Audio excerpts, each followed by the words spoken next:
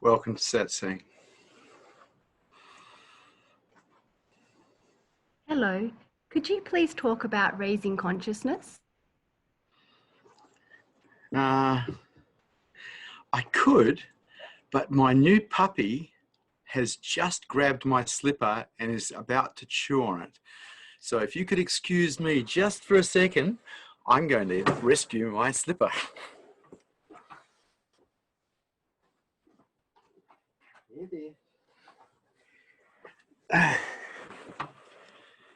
Nice woolen slippers, not eaten yet. Very good. I just recently had a new puppy come into my life, a Cairns Terrier who's 6 months old, and I'm not sure yet what his habits are, so I have to be a little careful. So raising consciousness, well, at least I was conscious enough to be in the room and notice that he was about to chew my slippers. And so consciousness, raising consciousness, is really what we're aware of. If we're simply aware of our dreams, well, our consciousness is pretty much in lower consciousness, and everything we think is dreaming. And so when we look at what raising consciousness really means, it means where is our awareness at? What are we aware of? And can we in some way comprehend what we're aware of?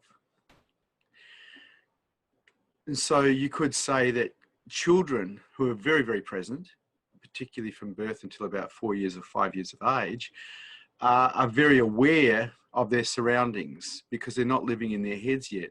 But their consciousness levels aren't that high yet because they can't really comprehend what's going on around them. Higher consciousness is related to the mind. Enlightenment is related beyond the mind. It's awareness, aware of itself. That's aware of the mind becomes aware of itself.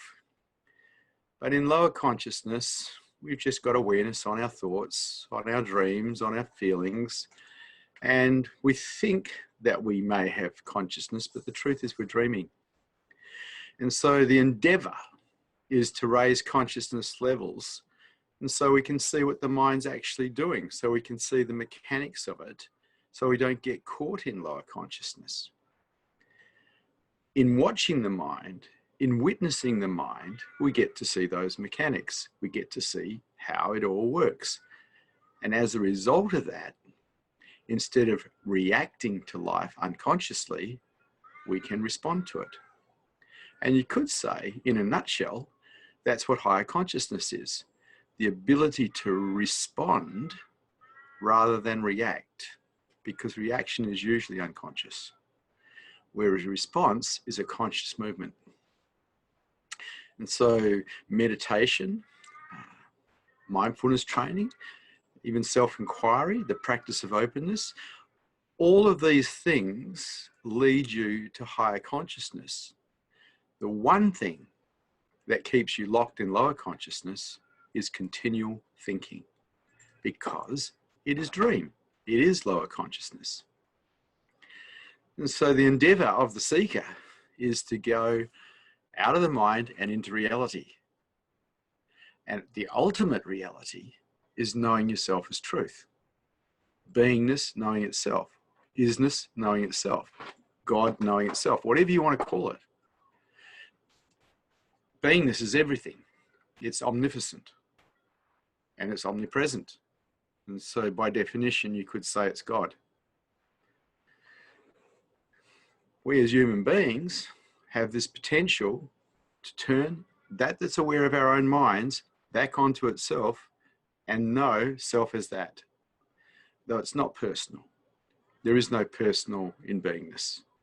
There is only personal in the dream, in the imaginary I. What we are is beyond personal. It just is. And so raising consciousness is fun because it leads you to freedom. It is the doorway, if you like, to freedom, from higher consciousness to super consciousness. But the other bonus in higher consciousness is if you see that you're suffering and you see that you're creating your suffering, if you see it, then you have the possibility to stop it. If you don't see it, you can't stop it. And so in examining that, you look, well, every time you turn yourself into a victim of anything, whether it's another person, a situation, or even yourself, you must be in lower consciousness, because the moment we volunteer to be a victim, we go into resistance and we start hurting ourselves. We start creating suffering for ourselves. And so in higher consciousness, victim-orientated thinking disappears completely because it's seen for what it is. You hurting you, and a voluntary act. Because life is just the way life is. We have to put our hands up and volunteer to be a victim of life. Life just does what life does. And in higher consciousness, you're afforded the seeing and the stopping of that type of thing that creates suffering. And so higher consciousness is brilliant because there's a certain level of freedom in that. There is no freedom in not being able to see what your mind's up to, because it was never programmed for freedom. It was never programmed for happiness either. It was programmed to survive. And it was probably programmed to be unhappy. If we went to school, we were programmed to be efficient little machines, problem solvers. We were never, ever programmed to be happy or free. Getting into higher consciousness, wow, that's the way out. That's the way to freedom. Freedom from here, freedom from the matrix of the mind that you didn't even program. Your schooling programmed it, your parents programmed it, your religion programmed it, your government programmed it, and you might think that you programmed it, but you did not program your mind. And so every thought that happens in your head has come from previous programming that you didn't put in. In higher consciousness, you get to see all that, and you don't get caught in it because you've examined all those belief systems that have been put in your head. You've examined the whole thing, and you've discounted everything that is not your own direct experience. Freedom. Freedom from the brainwashing. So I love higher consciousness. I've been in it since I've been a teenager. It sets you free, and it's up to you. You want to raise your consciousness levels, hang out with people who are raising their consciousness levels. Don't hang out with people who aren't. You really want to get free, you really want to go for enlightenment, find someone who's awake to sit with, someone who can see you and is prepared to tell you what they can see. Are there any questions? Any statements? Any challenges to these teachings today?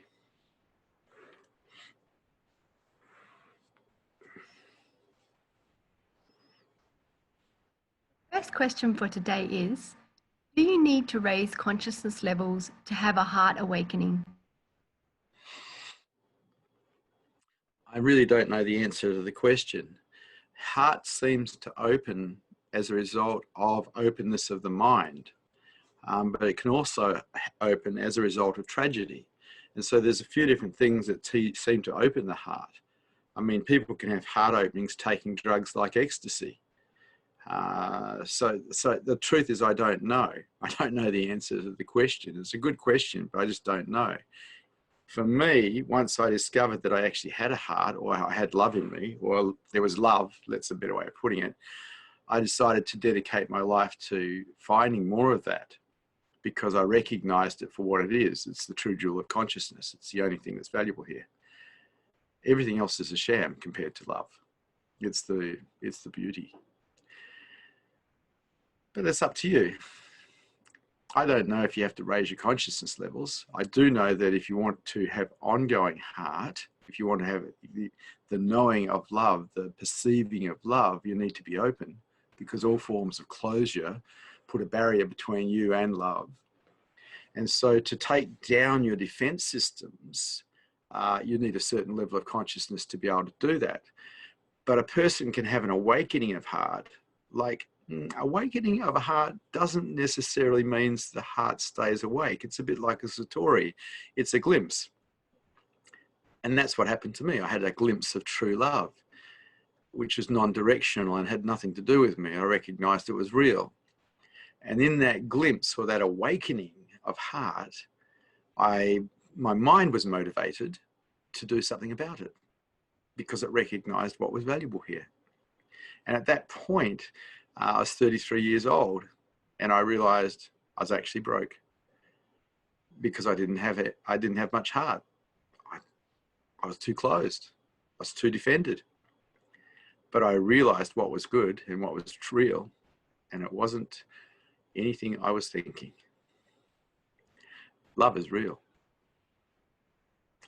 So if you want to have ongoing heart, yeah, consciousness levels have to raise because you have to take down the defense systems.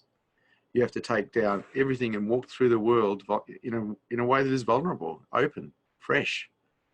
And in that openness and in that freshness, in that undefendedness, love is everywhere because it's always everywhere. We just don't perceive it because we're too closed, we're too defended.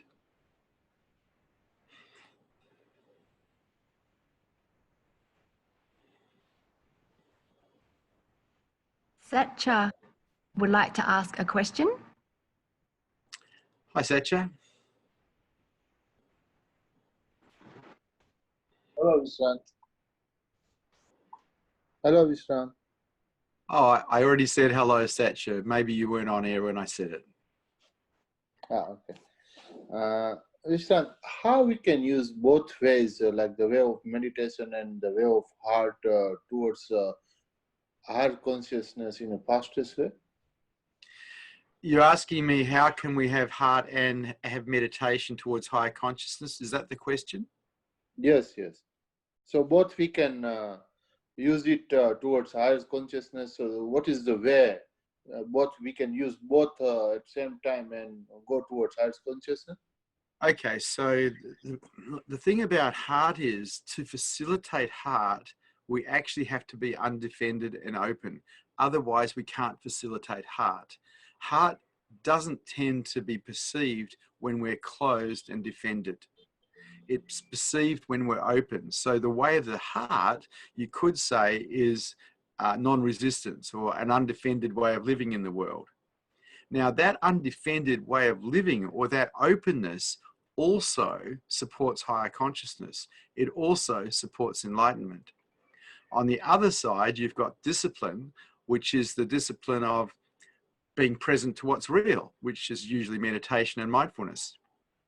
And that takes a fair bit of practice as well, because if we went to school, we learned to live in our heads, and to get out of our heads, we have to practice something different.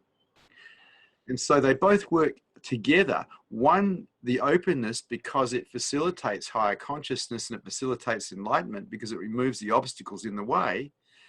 Meditation, because it gets us to be with what is real rather than what is not real. Meditation allows us to be with the body, with the breath.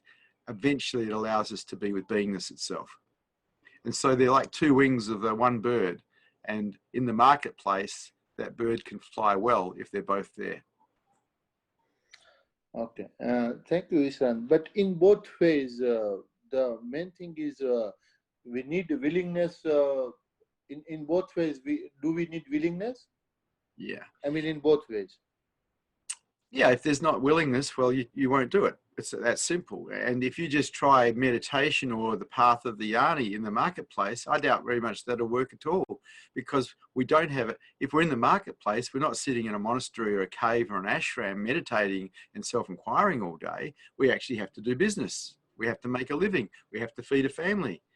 And so the yoni path is not suited for people in the marketplace, not as a totality. What's required is that openness that's facilitated by the bhakti path of devotion. So if you're in a monastery, an ashram, the yoni path will do. But if you're not in a monastery or an ashram, you probably need to have both paths: the path of discipline, or the yoni path, and the path of devotion or love, the bhakti path. Okay, thank you, Vishrant. And if there's not willingness there, you won't do it. Okay, thanks, Vishrant.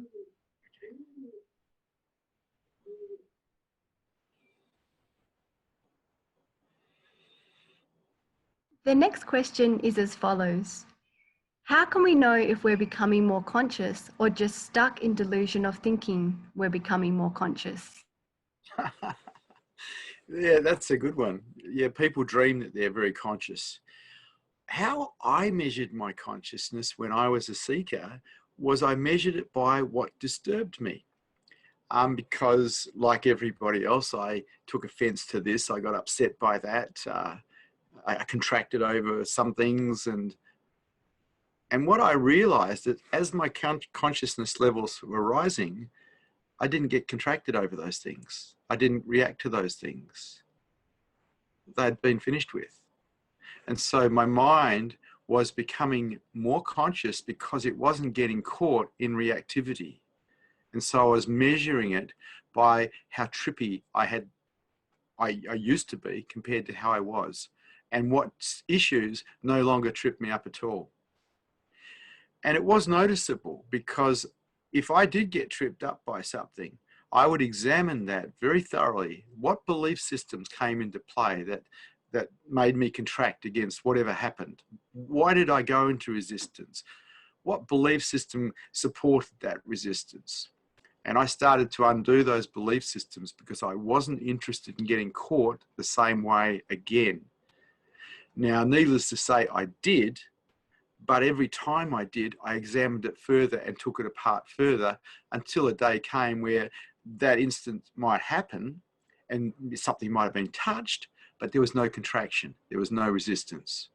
And at that point, I knew that my consciousness levels had risen because I was no longer reacting in the same way to the same stimulus that I had before.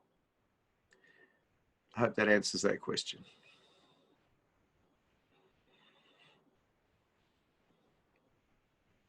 The next question is, when people tell me stories, I often imagine the situation they're talking about. Does that serve any benefit? Yeah, it helps you understand what they're talking about. Yeah, kind of putting yourself in their shoes. I don't see, I'm not sure why you've asked the question actually. We have this amazing ability to visualize. The whole idea is to use that as a tool, not to be stuck in it continuously.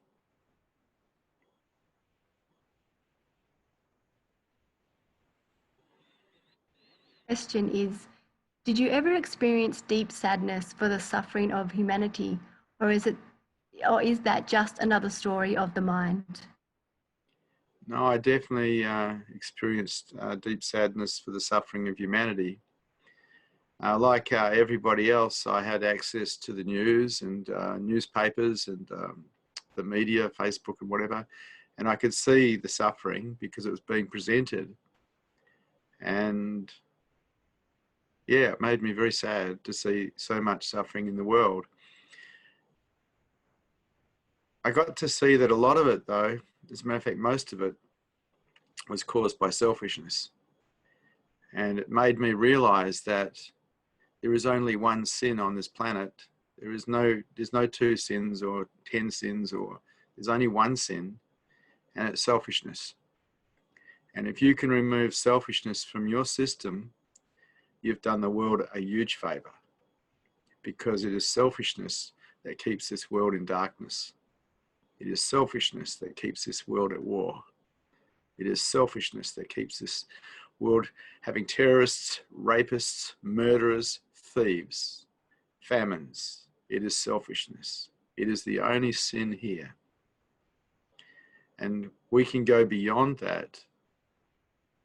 We can become good people by becoming selfless, by serving heart instead of serving ourselves.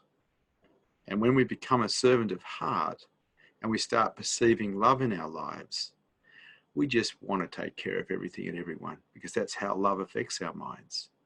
And that is a beautiful way to live. In that way, we don't even need morality.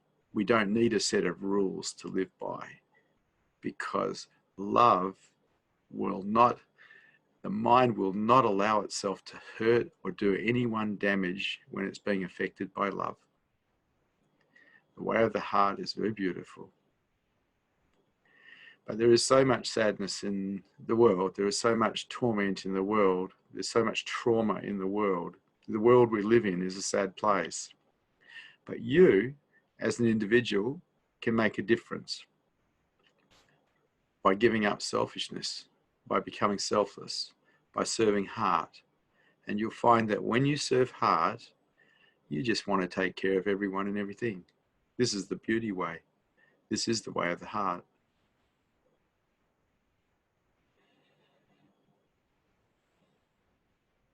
The next question is as follows. Some people have more intelligence than others, and some have more strength than others. Do people have different amounts of awareness? Awareness is very pure. Intelligence can be measured in quota, depending on how good you are at certain problems. You are rated in intelligence. But in a lot of ways, that doesn't have a great deal to do with awareness, because awareness is just awareness. Animals are aware as well. Awareness is aware of the mind, and through the mind, there is awareness of the outside world. Awareness is just awareness. It's not necessarily intelligence. It is the mind that is intelligent or not intelligent. And so the beauty for human beings is they're actually they are an intelligent animal, and they're more intelligent than other species. And because of that intelligence, they can actually learn to turn awareness back to itself and discover that they are not a human being, they are not an I, but they are pure beingness. And this is what the seeker is endeavoring to do. Find self as truth. Because we're intelligent, we can do that. But awareness itself is just awareness. It just is aware. That's it. People might like to give it other qualities, but it's just aware. And when it becomes aware of itself, wow, when the mind perceives that, it knows itself as everything and nothing. And that cannot be even described. And so all endeavors for the seeker are to turn awareness onto itself and know self as truth. This is enlightenment. This is when you become a light in the darkness for others.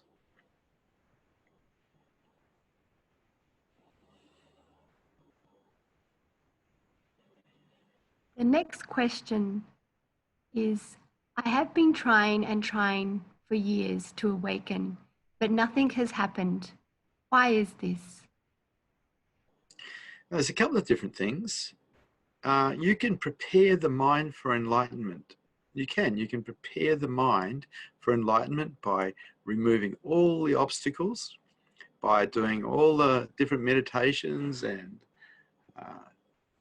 self-inquiry. But unless your karma is right, you ain't going to wake up, because there's a certain grace involved. And that's just how it is. But the best chance you have of waking up is to find yourself someone who's awake and go and hang out with them. That's your best chance, because someone who's awake is not going to put up with your nonsense. They're not going to put up with your escapism. They're going to help you get free. Someone who's not awake isn't going to be able to do that for you, because they are also trapped. They're also caught. Find someone who's awake, and then you've found your own murderer. It's the ego that dies. You are not the ego. You never have been the ego. You can't be the ego. It's an imaginary figure. It's a figment of your imagination. Without imagination, the ego doesn't exist. It's not who you are.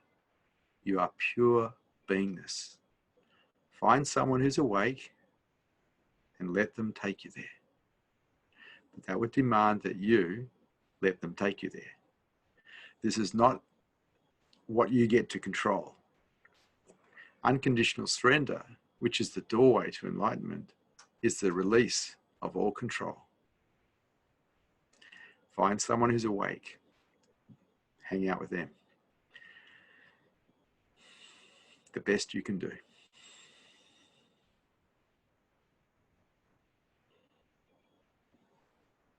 Following question is from Victoria. Could you please talk more about problem solving? For example, if I live in a fire-prone area, preparing for the potential fire, it is a problem-solving activity, or can it be done in a different state? Well, we live in a fire-prone area where we are. We're in a very dangerous area with regards to fires. And so we've prepared for fires. We have an escape plan.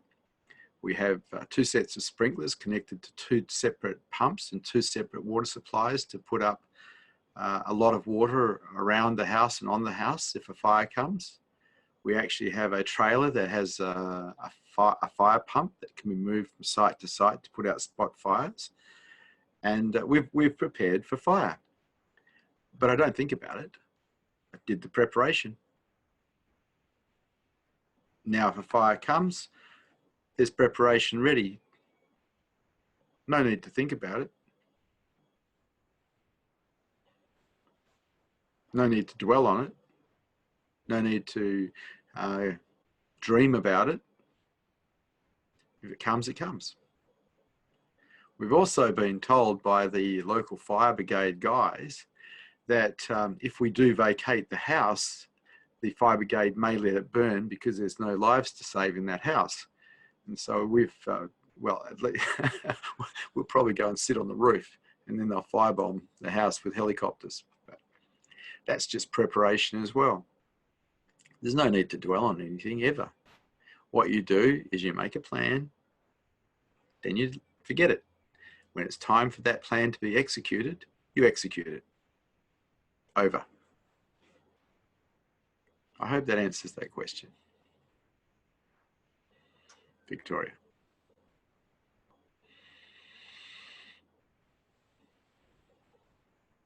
A viewer has asked, I am trying to understand openness as a concept. I know this is only a thought. I feel as though I open and close according to who I interact with. Of course, I am not open enough to realize the heart. My mind, me, wants to know what love really is. Is love simply the absence of? I think that might have been Premal with that earlier question. I'm pretty sure it was. Hello, Premal. Look, openness is simple. That's open, that's closed. Hang on, that's open, that's closed. And we can feel it in ourselves. We can feel when we're open and we can feel when we're closed. Some people we come in front of, we find ourselves feeling closed. Other people, we feel open, particularly with newborn babies. We tend to feel very open with them. The whole game of higher consciousness is to be open with everyone the same as we would be with a newborn baby. And so we have to look and see, how are we closed or how are we open? It's an examination, it's an investigation on our part. So we can actually support openness. We can't support it if we don't understand it. You must know people who are open and people who are closed. You can feel them. You can feel when someone's open and when they're closed. Well, you're the same. The trick is to be open all the time because that facilitates heart. That facilitates love. And it is hard because it doesn't facilitate survival, which is what you're actually programmed for. And so the way of the heart is also against nature in a lot of ways because it's against survival.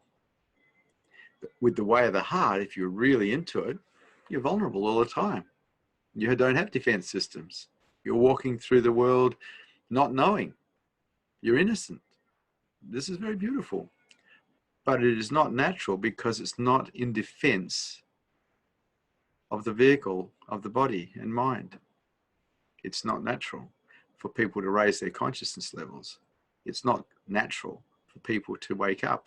It's not natural for people to actually serve heart because it goes against nature. It goes against the survival mechanism of the body and mind. But openness is brilliant. You'd see. Watch and see people around you. See who's open, see who's closed. Then start watching yourself. Are you open? Are you closed? Become a scientist or an investigator of yourself. This is best. And then if you do, have a look at the consequences for openness and the consequences for closure and make a decision.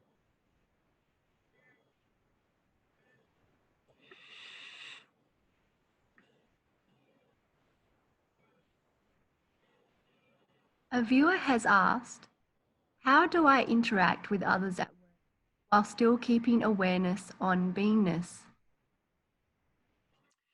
Okay, so here's the thing. It's like, if we self-inquire, we can put awareness onto itself.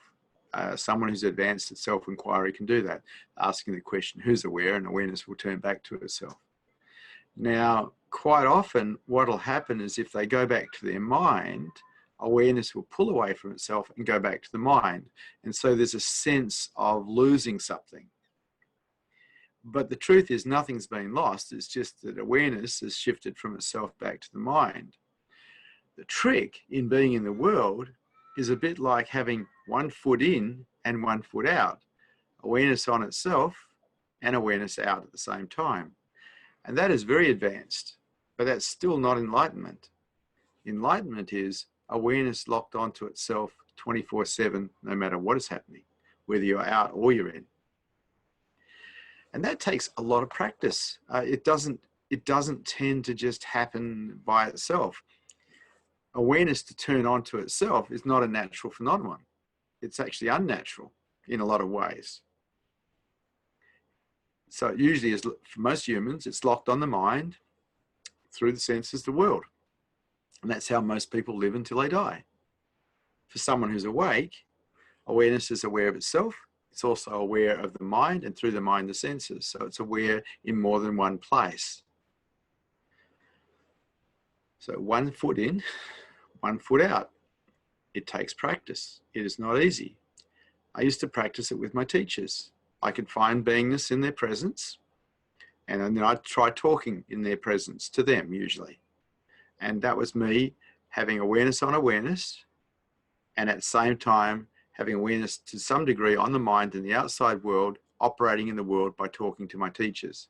And so a lot of the practice I did was actually in satsang, talking to people who were awake, who were holding that, helping hold that presence for me while I talked. And so I got used to awareness being aware of itself and being able to be in the material world and operate in the material world at the same time. And so it was very much facilitated by the presence of people who are enlightened. I hope that helps. The next question is from Karan.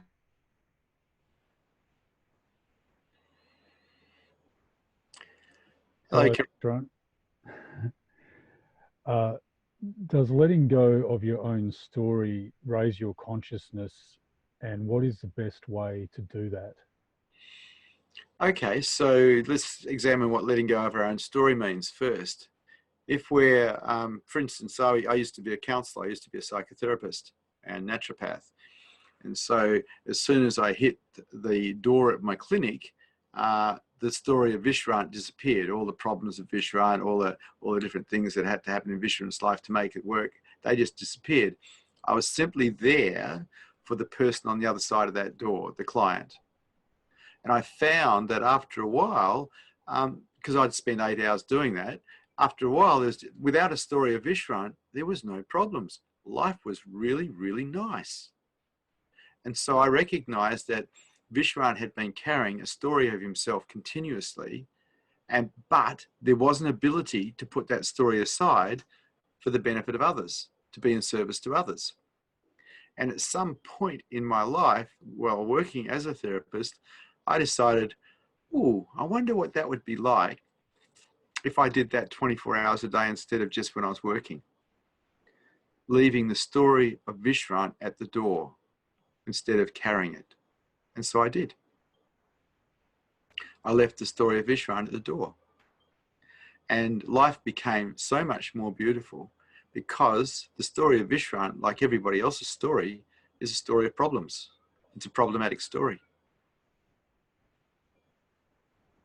So it's up to you. You can dwell on your problems till the cows come home and get nowhere, or you can leave that story out of your life and start having a beautiful life.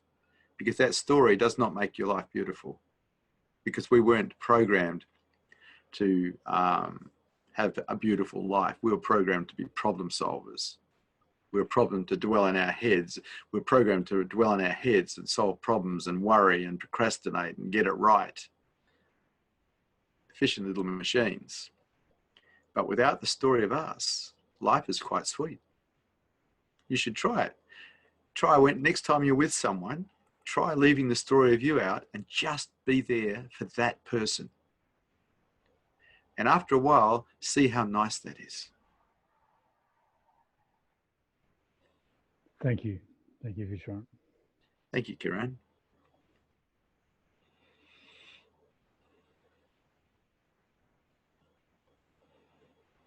The next question is, why is thinking lower consciousness?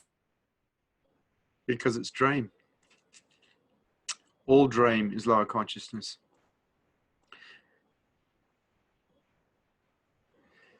You want higher consciousness, you have to step beyond dream. No matter what the dream is, it's lower consciousness. Because it's dream. All thinking is dream. When we go beyond the mind, when we actually are just present to reality, we're not dreaming anymore. We're switched on. We're switched on to what is real instead of what is not real. All thinking is dream. Nothing you think is real, which means nothing you think you are is real. You can know who you really are when awareness becomes aware of itself, but to think you're something, well, that's a dream. That's not a reality. You have to use imagination to do that, and imagination's not real. It's a dream. What we really are is not imagined. It is. It is isness, and we are that. The person that we think we are, the somebody that we think we are, without imagination, does not exist. Take away your thoughts. Who are you? Really, who are you?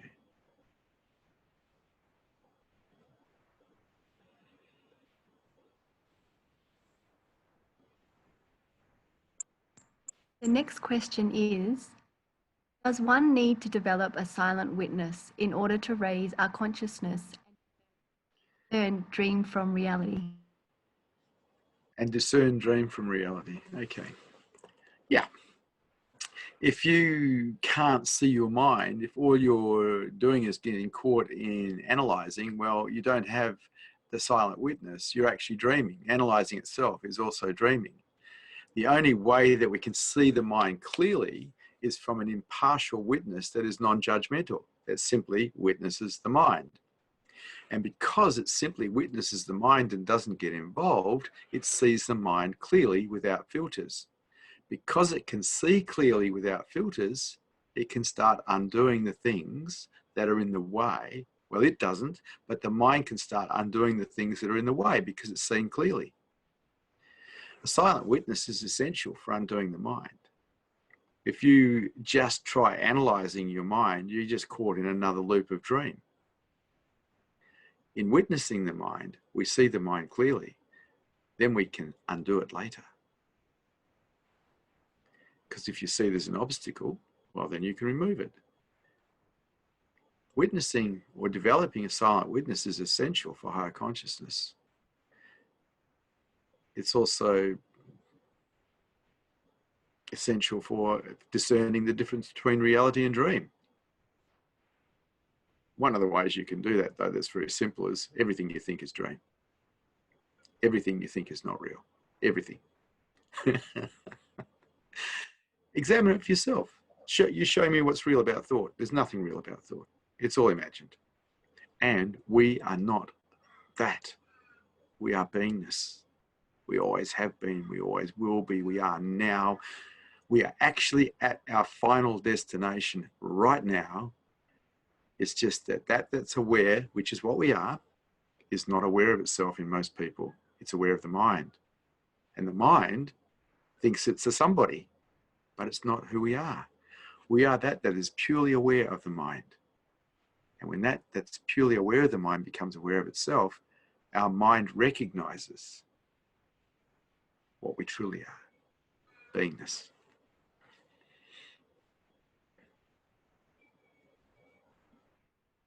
Limba would like to ask a question.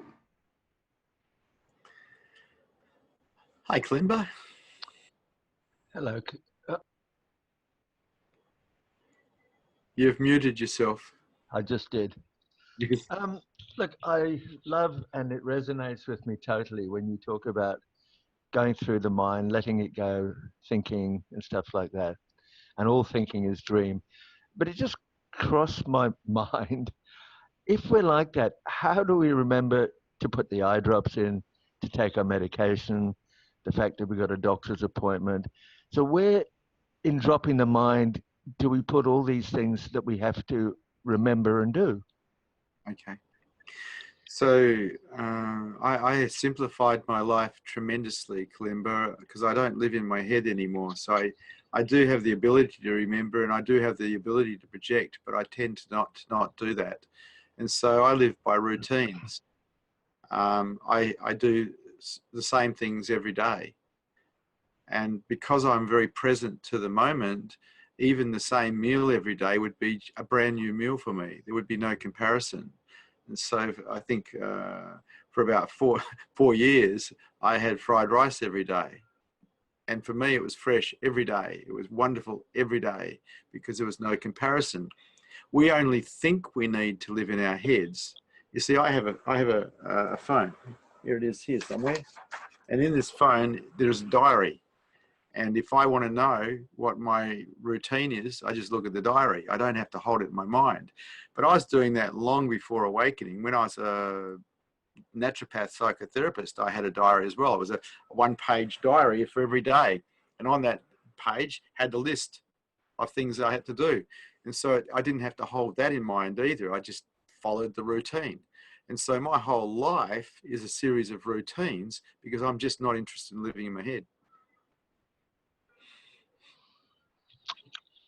Yeah, that resonates with me. And living in an ashram or somewhere that's supported like that is a lot easier. But as I said, out in the marketplace, so many things are happening that, yeah, all right, phones are great because I've got a little buzzer on my phone because I've just had cataract surgery, which reminds me when I've got to take my eye drops. But unlike you, every day is pretty different, except recently getting up every morning to come to Satsang. But yeah, I just get confused with this mindlessness and yet, oh, God, I've got to do this and I've got to do that and doing. I mean, it would be really lovely to live somewhere like Rolling Stone and just be.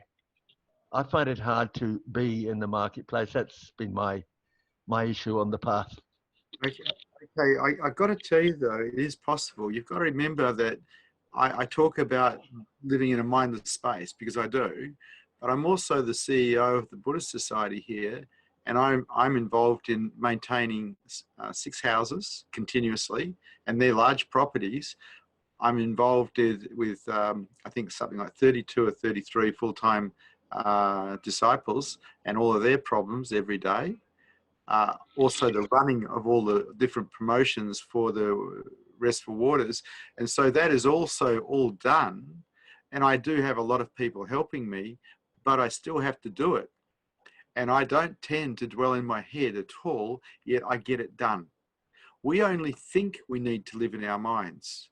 Because I've done everything so many times before, same as you, it's all automatic. It's like, for me, it's like riding a push bike. I don't need to think about it. I just get on the bike and ride it. But that's how my whole life is. It's just like a push bike ride where I'm not thinking, I'm just here, just present. Yeah, I'm going to be sort of working with that one. Just 2 other little things that came up for me. I do get into trouble, Kalimba, because I do forget things, but that's okay. That's part of the deal. I forget things because I'm not living in my head, you know? Yeah. And then accept that you've forgotten. That's it. You know, so be it.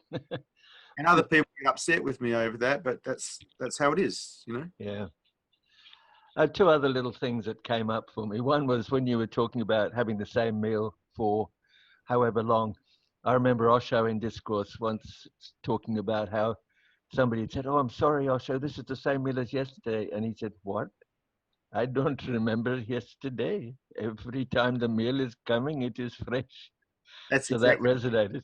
That's exactly how it is. Mm. It's fresh and new every day, and it's Yeah. delicious every day. Yeah. And the other little thing was when you were talking about vulnerability, and also you talked about puppies. Heather and I both love puppies as we love kids. We're just such sooks. And when we're walking down at the beach and a puppy will come along to you and it'll sort of come and it'll roll over on its back. Now, it's never met you before. Rolling over on its back makes it totally vulnerable and yet so beautiful. You give it a tummy rub and it sort of wags its tail. And it would be so lovely to come back and be born again as a puppy, wouldn't it? Maybe. Depends what country you're born in. Yeah, true. You could There end are up some countries where fight. they like dogs in a different way, you know? Yes. Yeah. Oh, All right. look, I think to be born as a human being is the best, Kalimba, because we have a chance of getting free. Even though dogs are beautiful creatures and they're so loving and so forgiving, they don't really have the ability to get free because they don't have the intelligence to go beyond their own minds. Yeah. And thanks for all your satsangs, Matt. It's really helpful every day to be reconnected and be reminded. Thanks again. Kalimba, you are my own heart and I love you to bits. Thank you, mate.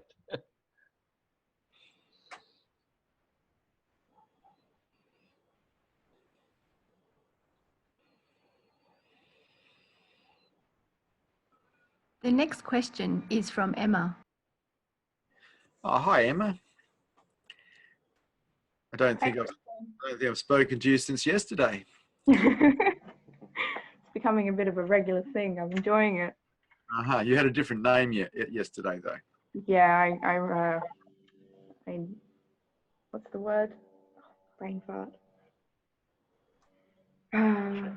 Yeah, I rectified. I rectified the situation. I'm wondering if you can talk about victim orientation. Ooh, yep. If you really want to suffer, just turn yourself into a victim of everything around you. It works beautifully if you're into suffering. Mm. The moment you volunteer to be, look, something happens, okay, and it touches you because and it might be painful. Someone maybe lies to you or abandons you and you find out. There's a touch, right? And it hurts. Now, from that, there can be a reaction or there can be a non-reaction. And the trick in higher consciousness is you don't react, you respond. And so if you don't want to get caught in major reaction, you never turn yourself into a victim of anything, ever. It's just what is. The whole idea of being a victim is you have to volunteer. You have to say, I'm a victim. Now, this is done really quickly in the mind, but it happens. And this reaction happens of, I'm a victim. And all of a sudden, we are now creating resistance in ourselves. We are now creating suffering in ourselves. Yeah. And there's no need. It's like every time we take offense, we've turned ourselves into a victim of something. And we create suffering for ourselves. It changes nothing at all. But we're hurting ourselves. For what? Because we're in lower consciousness. That's why. Yeah. And so I see victims as, the definition of victim, you're helpless. You've set yourself up as helpless. But we don't need to be. Bad things are going to happen to all of us. Things aren't going to go our way. That's how it is to be human. We don't have to volunteer to be a victim of whatever happens. We can just see it as this is what is. And that's a big step. But that's one of the first things that I learned when I was 19, when I started getting into higher consciousness. I learned it from a man called Ken Keyes, who wrote a book called The Handbook to Higher Consciousness, and he talked at length about this. And I read that book over and over again because I could see that my victim-orientated mentality was causing grief for me, but also grief for everyone else, because I was angry all the time. Mm-hmm. And anger is always massive victimness, because you're always blaming someone. Yeah. And At the so moment, I'm kind of, sorry. yeah, go ahead. At the moment, I'm kind of beating myself up because I'm choosing to support and serve, but I'm not being aware of my own boundaries. And so then I'm kind of like, the victim orientation is rising in that. Oh, yeah. Yeah, but here's the thing. You make a mistake and you learn from it. You don't do it again. How's that? You don't have to be a victim of making a mistake. We all make mistakes. It's actually how we learn. It's how we learn how to walk. We learn by falling down. The whole idea is when you make mistakes, try not to do them again. Beating yourself up for them is you trying to supply some sort of negative motivator. Never do that. Always be your own best friend. You make a mistake, try not to do it again. Mm. Never beat yourself up, Don. Be your own best friend always. Find a way to love you and accept you and be kind and be gentle with you always. Yeah. I try and hold myself to a high morality. I have this idea of the way that the world should be and the way that we should interact with each other. And I'm constantly choosing that, or like trying to lead by example, but I'm kind of like jumping over where I actually am. So I'm still getting reactionary. You know, you're faulty. Have you ever met someone who's not faulty? I know that this psyche is broken, but it's perfectly broken. And I know that everybody I've met since I've been alive has a broken personality, a broken psyche. We're all damaged. And it's actually okay that we're all damaged. We're perfectly damaged. If you can be okay with yourself, with your brokenness, with your failures, man, life is so much more beautiful. The moment we turn ourselves into a victim, particularly of ourselves, we're just hurting ourselves. We've got a little sword stabbing ourselves. That's not friendly. We need to become our own best friends, because in being our own best friends, our mind can relax. It can settle down. While we're holding ourselves in contempt in any way, shape or form, our minds can't really relax. Our quality of life is out the window. Yeah. Thank you so much. Yeah. Love you, Emma. Yes. Every day I practice. It will take practice, Emma, and you'll fail at it a lot of times. But anything we practice long enough becomes a default pattern. That's the only difference between a master. The number of failures, yeah. Someone who's mastered anything has failed more than anyone else. That's all. Yeah. Exciting.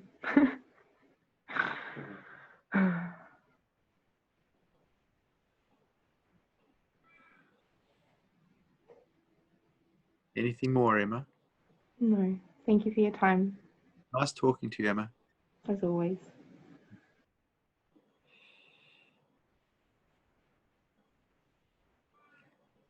The next question is, I often feel the most conscious when I'm around you. Why is that? I would say you must be one of my people. Because around someone who's awake, there is a Buddha field. And in that Buddha field, there is clarity. It's one of the gifts of Satsang. Because around someone who's awake, it is always Satsang. The Buddha field is always there. And in that Buddha field, the mind finds clarity. It finds peace. And so, yeah, you get more switched on when you're around someone who's awake. That's why it's an advantage for the seeker to be around someone who's awake. From my perspective, I loved hanging out with my teachers. I loved being in their presence. It afforded me so much clarity. It got me out of the nonsense of my mind. the doorway to freedom.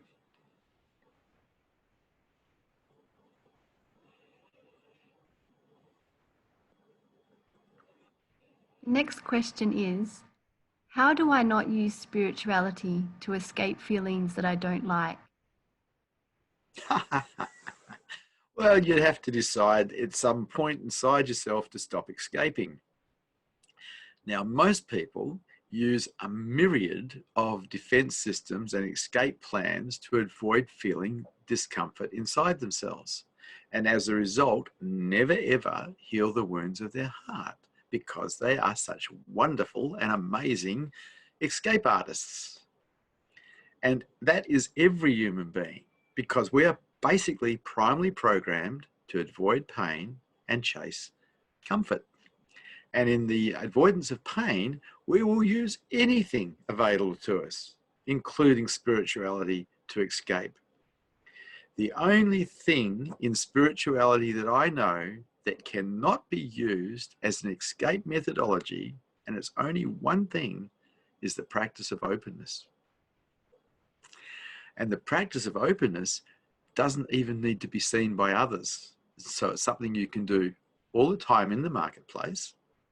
And there's no way known the ego can actually use that as an escape from what is.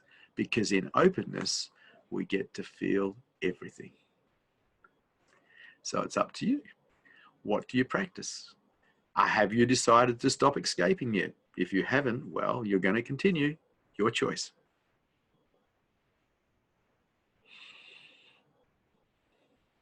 The last question for today is, why is raising consciousness one of the most difficult endeavors one can embark on? Answer is very simple. It's against nature. It is not natural to raise your consciousness levels. It is natural to stay in lower consciousness. That is where survival happens, in lower consciousness. All about being defended, all about being safe, all about being protected. That's why it's so difficult, because your primal programming keeps you locked in lower consciousness. It is only because you have intelligence that you can step beyond that, that you can practice let go, you can practice surrender, you can practice acceptance, you can practice openness, you can practice self-inquiry, you can practice meditation. It's because of your intelligence. You can step beyond the primal program of survival. And someone who's awake has defeated that program. They've surrendered unconditionally. And hence, there's no fear anymore. Fear is the main survival mechanism of the psyche. It's the main primal program for protecting everything. In unconditional surrender, there is no fear. And so someone who's awake no longer suffers fear. That's called abhaya, fearlessness. It's not about courage, they just don't have fear. It's one of the side effects of enlightenment, no fear. Freedom from that. It's pretty cool. It's up to you. You create your reality with the way you are in the world and what you think. This is your opportunity to get free. Take it with both hands. Give it everything you've got. Find yourself as truth. You already are that, but turn awareness onto itself. Raise your consciousness levels. Remove the obstacles in the way. Get free. I don't see anything else worth doing here. Go for it. Thank you for Satsang. Good to see your brave hearts here.